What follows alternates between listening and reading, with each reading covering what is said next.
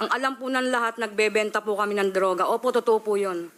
Pero po yung ibinibenta po namin galing po talaga po sa pulis. Kilala mo mga pulis na kinukunan ninyo ng droga?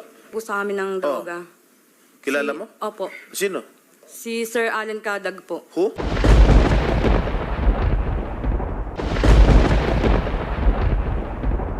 Isa pang nagkiklaim na victim family po sila. Ma'am Gonzales, Cristina Gonzales. Sige.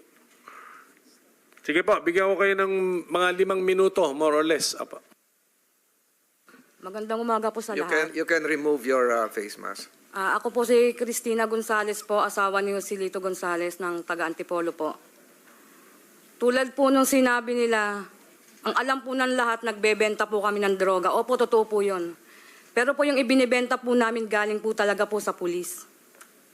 Kaya po malakas din po ang loob namin ng mga panahon na yun na magbenta dahil nga po galing sa kanila. Na kumbaga, wag daw po kaming matakot na mahuli o ano nga po dahil nga po galing sa kanila. Pero nung nga po nasabing maglilinis na nga daw po, sinabihan po nila yung asawa ko na paalisin ko na daw po ng Antipolo kasi nga maglilinis na nga daw po ng mga panahon ng 2016. Interject.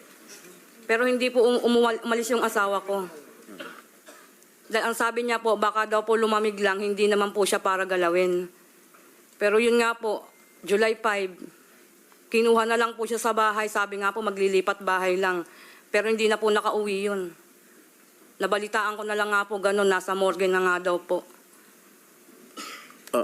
Mr. Chair. Tapos ka na. Kailan kayo nag-umpisa magbenta ng droga? Bali ano po, nung 2015, 2016 po. 2015. Hindi pa presidente si Presidente Duterte? Hindi pa po. Ha? Hindi pa. Who was sino, ma-identify mo kung sino yung kinukunan mo ng drugs sa mga polis?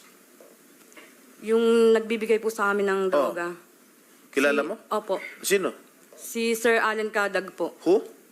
Allen Pulis- Kadag. pulis Opo, siya? Pulis Antipolo po. Police Antipolo. Maybe we can invite him here. Mr. Chair. Sino pa? Bukod doon sa police na yun? Yung sa asawa ko po, sir, kasi hindi ko masyadong kilala po kasi yung nagbibigay sa kanya eh. Asawa mo napatay na? Patay na. Opo, yung pinatay po Okay. nila. So sino pa yung mga kilala mo mga police na kinukunan ninyo ng droga at binibenta Yung ninyo po, sir, eventually? madalas pong magsama sa asawa ko noon si Sir Olaco po at saka si... Basta yun po yung nagsasama po sa asawa ko noon na madalas po nilang pinaglilinis nga daw po ng mga dugo sa sasakyan. Kasi nga po kapag may mga pinapatay po sila, yun po yung sasakyan na nililinis ng asawa ko. Doon po. Sige po, nagtanong lang kami kasi masyadong maiksi yung ano mo. So, actually, nagbanggit ka pa ng July 5, pero anong taon? Pakibanggit ang taon? 2016 po. 2016, okay. So, July 5, 2016, ang binanggit mo, asawa. Pero anong pangalan ng asawa mo? Ulitin, pakiulit. Joselito Gonzales po. Joselito Gonzales, okay. Mr. Chair, And Mr. Chairman, Mr. Chairman, this is also to clarify. Siya muna, sige. I'm sorry, Mr. Chairman. This is also to clarify the statements made by our resource person. Yung timeline lang, Mr. Chairman, I think that's important, no? Kailan napatay yung kanyang asawa?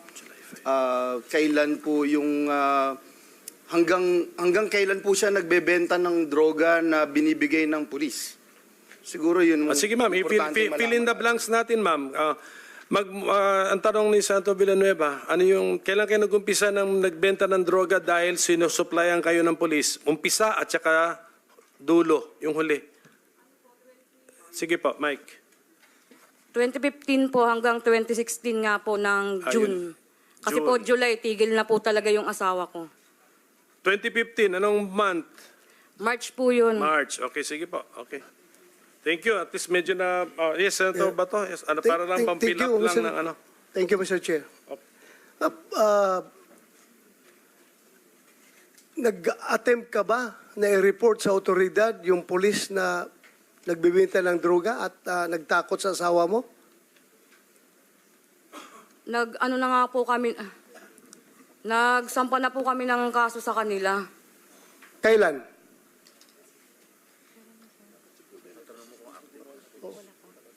Ay, yung protection order ko po pala.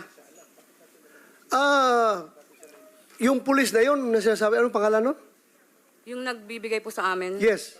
Allen Kadag po. Alin Cadas. Kadag. Kadag. Mr. Chair, can we invite that certain Alin Kadag? And to continue, Mr. Chair, pagkakaalam mo, nasaan siya ngayon? Yung pulis na yan? Hindi ko na po alam kung nasaan na po sila ngayon. Kasi, alam mo, kung nagsumbong ka sana sa otoridad, alam mo ba yung nangyari noon na lahat ng mga ninja cops pinaghahabol namin? Lahat ng ninja cops na wala kaming makuhang ebidensya para mapin down siya administratively or criminally. Pero meron siyang report na siya ninja cops. Ay pinagtatapon namin sa Mindanao. Solo, Basilan, Tawi-Tawi, Maguindanao. Pinagtatapon namin doon para matanggal dito sa lugar niyo para hindi na makapag-operate ng droga. Sana nag-report kayo sa otoridad, alam sa chief of police. Pinaalis na po kasi ako ng Antipolo nun, sir, kasi nga daw po, isusunod na akong papatayin. Ayun. Kung natakot ka, sorry. Sorry kung natakot ka. Basta, you should have reported that to us para matanggal yung mga tao na yun. Thank you.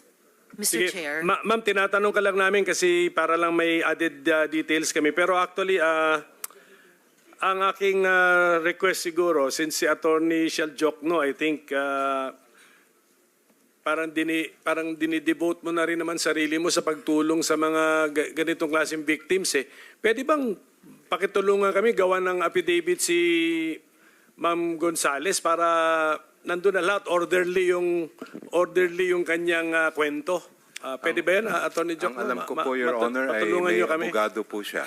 May abogado siya? Abogado po Sino sila. po ang abogado niyo, Ma'am Gonzales? Si Attorney Dino De Leon po.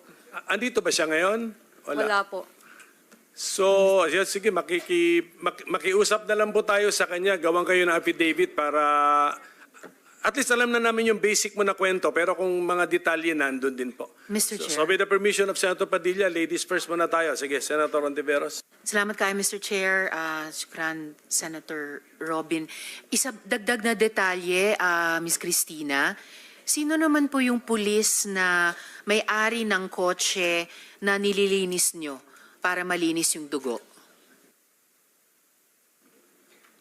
Kay Marlon Olaco po at saka kay Sir Baste, kung tawagin nga lang po niya. Marlon Olaco at Sir Baste. Ano pong apelyido ni Sir Baste? Yun lang po kasi yung alam ko dun sa sinasabi ng asawa ko. Si Marlon Olaco ba ay pulis at si Sir Baste ay pulis din? Opo, mga polis po. So pareho pong pulis.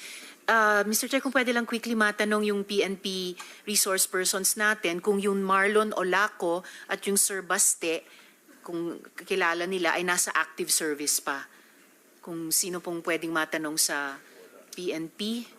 Hindi, mga retired na po to. Sino ang ating COMSEC? Sino ang from PNP ngayon na nasa HQ na invited natin? Na present? Siguro, Chair. Sige. Baka sa susunod na Yes, hearing, Chair. we will... Opo, pwedeng ma-identify. We will ask the PNP HQ to have also a representative here. But yung sa time gap natin, we will write them to confirm kung... Salamat, Mr. Chair. Sige, Senator Padilla, what was your point? Maraming salamat po, Chairman. Gusto ko lamang pong sundan yung sinabi ng ating pong resource speaker, si Ms. Cristina M. Gonzales. Yun po yung nilalaman po ng aking paunang salita kanina. Na tunay po talaga na nagkakaroon po ng paglilinis. Yun po yung sinasabi niya na pagka magpapalit po ng administrasyon, kaya po kanina pinag-uusapan natin yung 2015 hanggang 2016 kasi noong 2015 po, yun na po yung umpisa ng tinatawag nating paglilinis ng mga ninja cops. Kasi po papasok na po yung bagong administrasyon. Yun po yung sinasabi ni Ma'am Cristina Gonzales na tunay po na nangyayari yan sa underworld. Na kapag ganyan po talaga, napapasok na po yung isang administrasyon na meron po talagang political will na talagang durugin niyang drug syndicates at paglipana po ng droga. Talaga pong yung mga may alaga, yung pong mga tinatawag natin po talaga na talagang yun mga scalawags po talaga, talaga maglilinis po yan. Yun po yung sinasabi. Kaya po yung 2015, bago po pumasok si Pangulong Rodrigo Roa Duterte, naglilinis na po yung mga tinatawag nating scalawags. Maraming salamat po. Thank you. So, narinig na natin yun. At least we have two real life incidents na namatayan po yung pamilya. We have nag-testify po sila ito under oath. No?